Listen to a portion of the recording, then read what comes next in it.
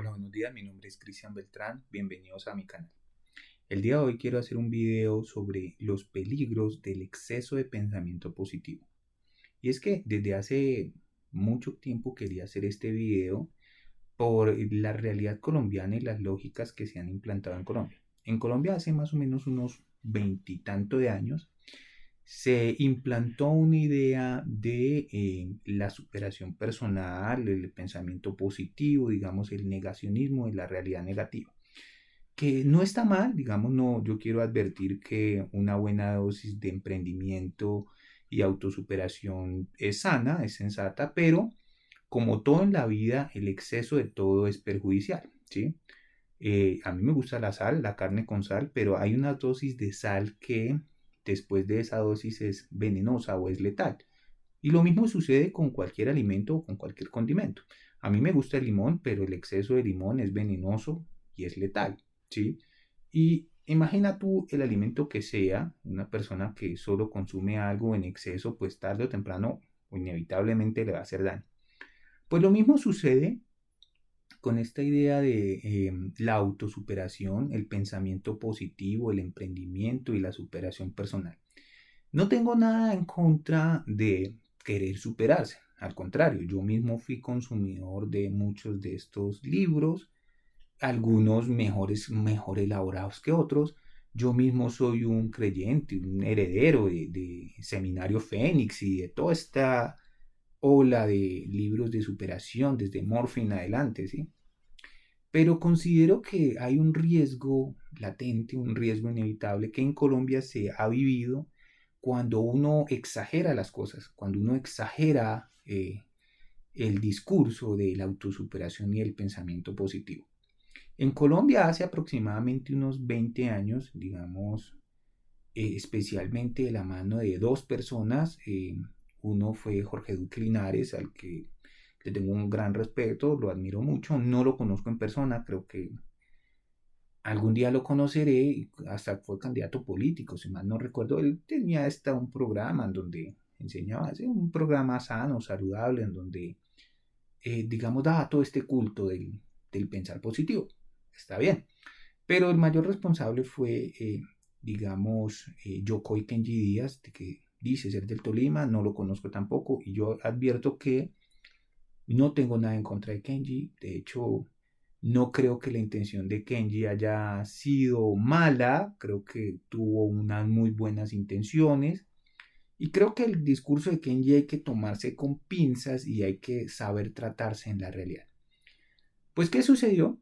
Sucedió que por dos partes, primero por la población en general, se malinterpretó y se abusó de esta idea que él en un video habla de, eh, da a entender que no deberíamos decir que somos pobres. O sea, hace un ejemplo de que una persona va, que el pobre siempre está generando lástima y que sí, es uno de los videos más vistos del señor Kenji.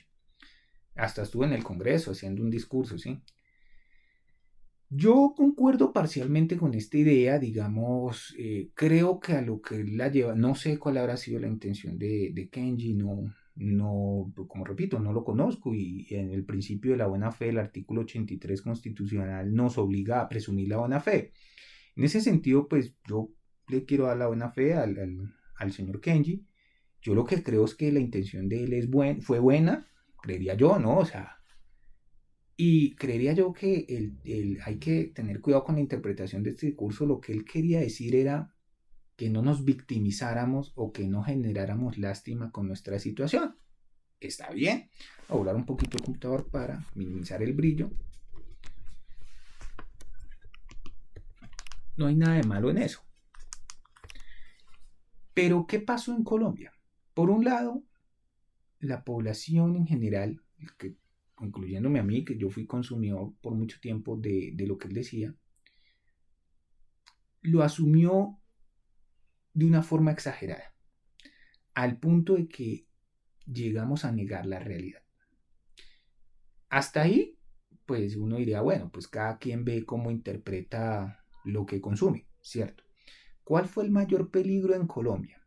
que la clase política tradicional, que hasta antes del 2022 fue gobierno, fueron poder, se aprovechó de este discurso, lo instrumentalizó, lo banalizó y cogió este discurso que daba Kenji de la superación personal para culpar al colombiano de su propia pobreza, ¿sí? Entonces la clase política tradicional lo que hizo fue tomar este discurso para, por un lado, zafar al Estado de su obligación con el ciudadano, porque el Estado, así los movimientos neoliberales digan que no, que el Estado no tiene una obligación con el ciudadano. Yo sí creo y voy a sostener, no, eso no es que yo crea, es un consenso filosófico que el Estado tiene una obligación con el ciudadano.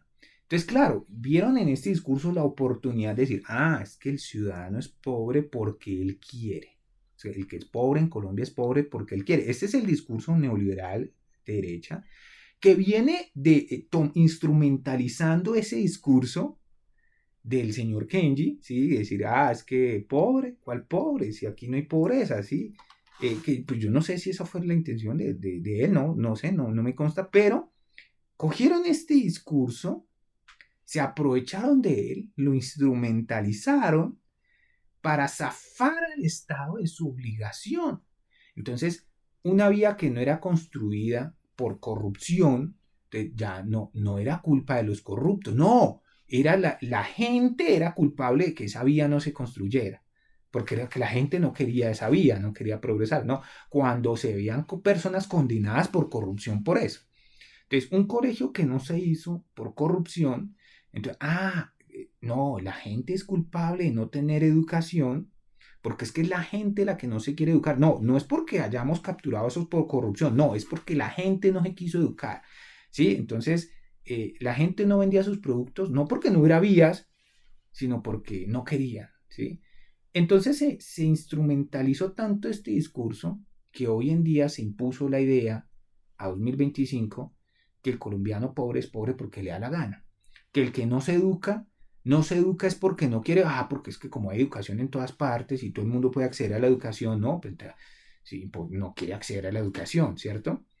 De las EPS, los hospitales, no, es que la gente se muere es porque quiere, porque el sistema de salud es tan bueno en Colombia que no, por favor, sí, o sea, aclaro que todo eso, por si no lo han entendido, es sarcasmo, ¿no? Porque hay gente que no entiende el sarcasmo, ¿sí? Hay muchos Sheltons, Cooper por ahí que no asimilan el sarcasmo, Entonces, a eso se llegó en Colombia. Entonces, ¿cuáles son los peligros que hay para una sociedad? El exceso de pensar positivo. Entonces, esta idea de que no debemos decir que somos pobres, porque en algún punto en Colombia, no sé cuándo, se empezó a decir que reconocer nuestra propia pobreza era malo. O sea, háganme el favor, como si, o sea, entonces yo tengo que decir que soy multimillonario porque es malo decir que soy pobre, ¿sí? Y esto viene, no sé si esa era la intención del señor Kenji, pero viene de la tergiversación de su discurso, ¿cierto? Entonces lo primero es que el primer peligro que tenemos como sociedad es que nos estamos volviendo insensibles al dolor. Esto es un proceso de insensibilización masiva. Insensibilización. Nos volvemos insensibles al sufrimiento y al dolor. ¿Por qué? Porque como no podemos decir que nos pasan cosas malas, no, porque tenemos que pensar positivo, pues no podemos decir que perdemos, no, porque este pensamiento positivo nos obliga a decir que siempre ganamos. No, hay veces que perdemos y hay veces que ganamos. Y no hay nada de malo en uno asumir que es pobre. ¿Y cómo sabes tú que eres pobre? O sea, la pregunta relevante ahí es, ¿dependes de tu trabajo para vivir? Y si la respuesta es sí, eres pobre, punto, no hay más. No, es que me gano tanto, depende de su trabajo, sí o no. Yo conozco gente gente muy cercana a mí, que está en una situación económica muy difícil, pero que por abusar de este discurso de la superación, nunca admiten que es pobre. No les pregunta, pero es que o les dice, somos pobres. Dice, ¿pobre? ¿Pobre? Yo no soy pobre, usted será pobre. Y uno los ve, no tienen con qué comer, viven en una caja con tejas de cartón, de latas de zinc, tienen que buscarse el día a día, aguantan hambre, y uno dice, pero tú en qué realidad vives, ¿cierto? Y es gente pobre que termina defendiendo los intereses de los más captadores de dinero del país, que termina defendiendo intereses de una posición económica, una clase económica a la que ellos no pertenecen, pero que están engañados. Ellos piensan que están en este mundo de los dueños del capital. No, no son dueños del capital. Si tienes que trabajar para vivir, no eres dueño del capital. Eres un pobre, eres un asalariado. Así de sencillo. Así digan que eso no es comunismo, es la pura realidad.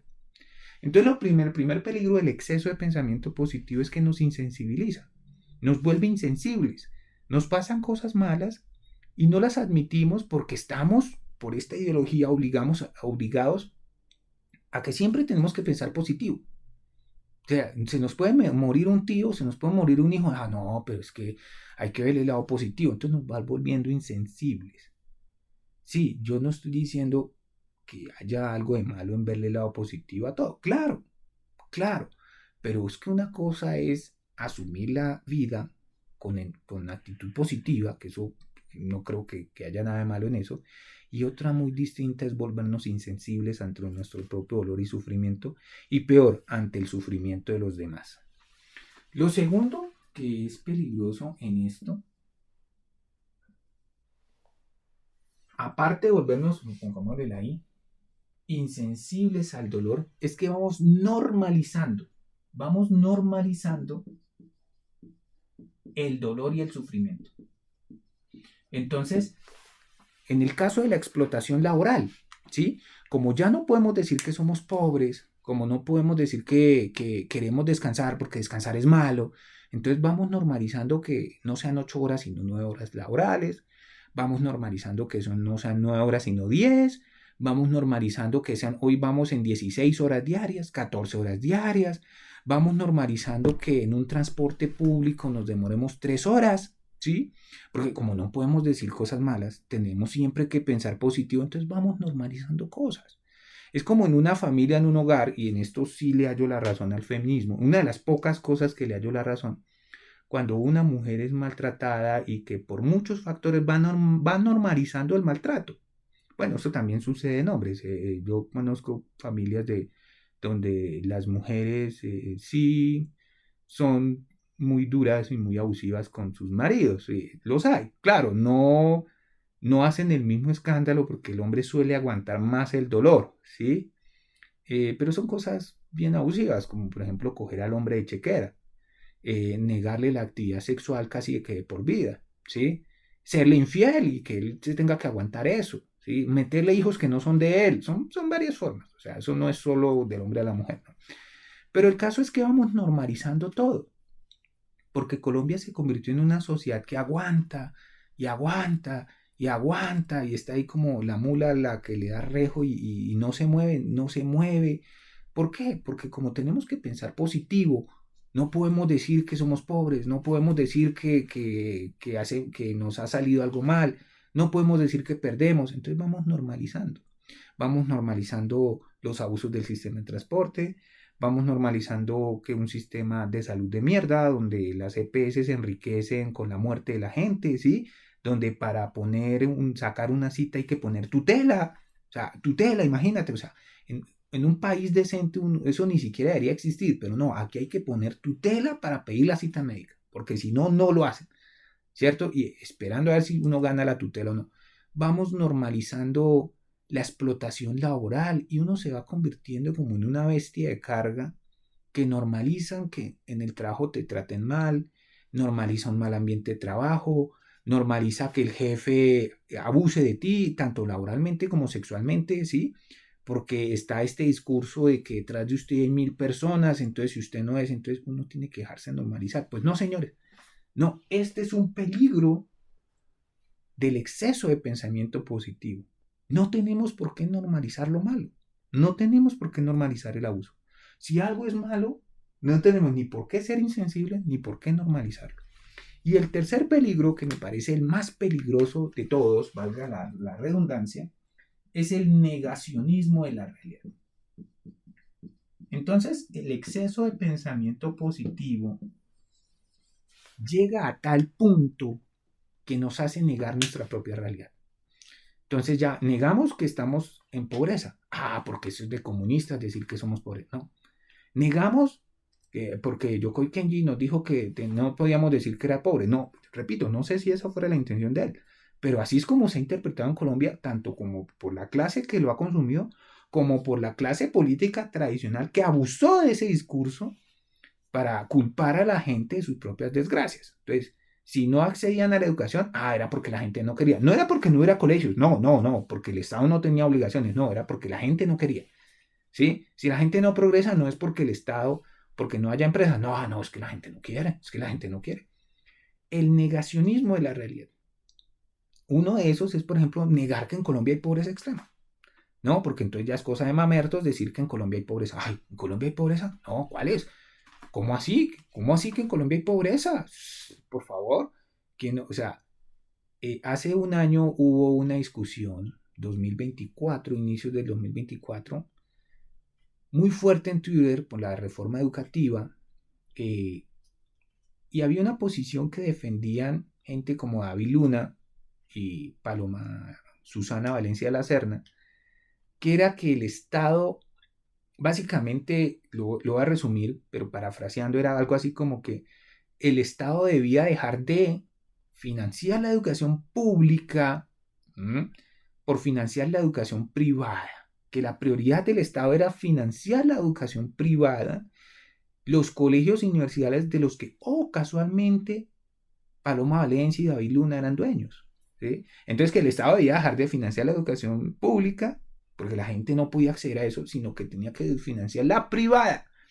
Y la excusa era como que es que los resultados en las privadas eran mejores.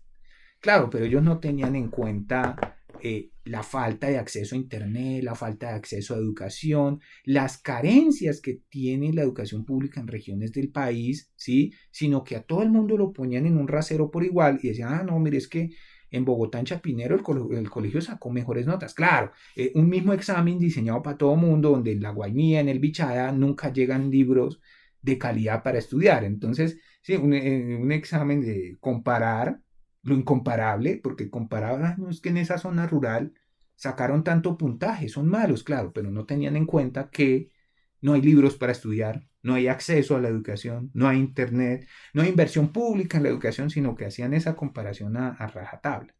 Eso es un negacionismo de la realidad, es un negar las condiciones y las circunstancias propias de esa región por las cuales ellos no podían acceder a la educación. No era porque ellos no quisieran o por flojos, no, era porque literalmente el Estado no invertía en ellos. Y la propuesta de ellos era, no, es que ya no hay que invertir más en ellos porque son malos, sino que tienen que invertir en nuestros colegios privados porque somos buenos. O sea, ¿y dónde deriva eso?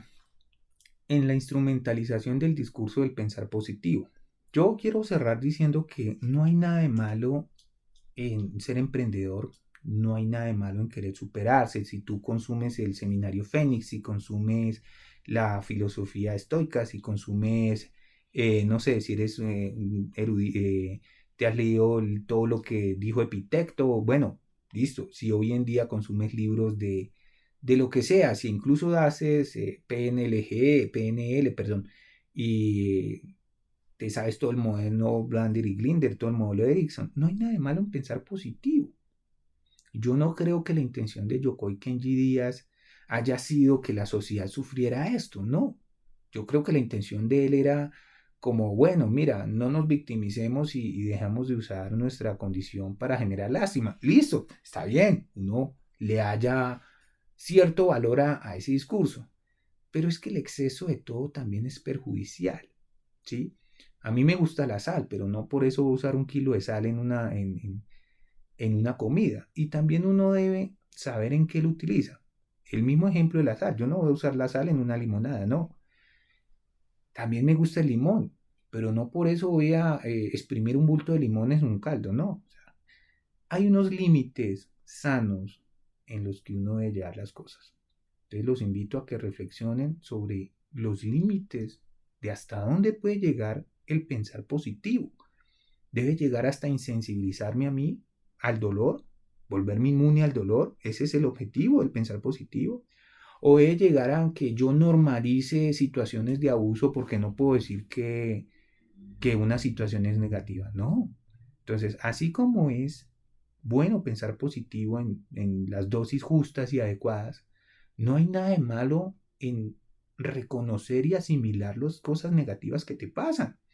No hay nada de malo en reconocer que perdió, pues, con dignidad, con gallardía, como un caballero. No hay nada de malo en reconocer que no se cumplieron metas. Bueno, eso es un aprendizaje. Pero es que llevar esto del extremo, del pensar positivo al punto que me parece más peligroso, negar la realidad, negar que eres pobre, porque no puedes decir que eres pobre, negar que dependes de un empleo, negar que en Colombia hay pobreza extrema, negar que sí, y eso no es comunismo, es la pura realidad de Colombia. Negar que necesitas mejorar, pues hasta ese punto no creo que llegue todo este discurso de la superación personal. Bueno, si te gustó el video, suscríbete y dale like. Muchas gracias por verme hasta este punto. Voy a estar leyendo los comentarios.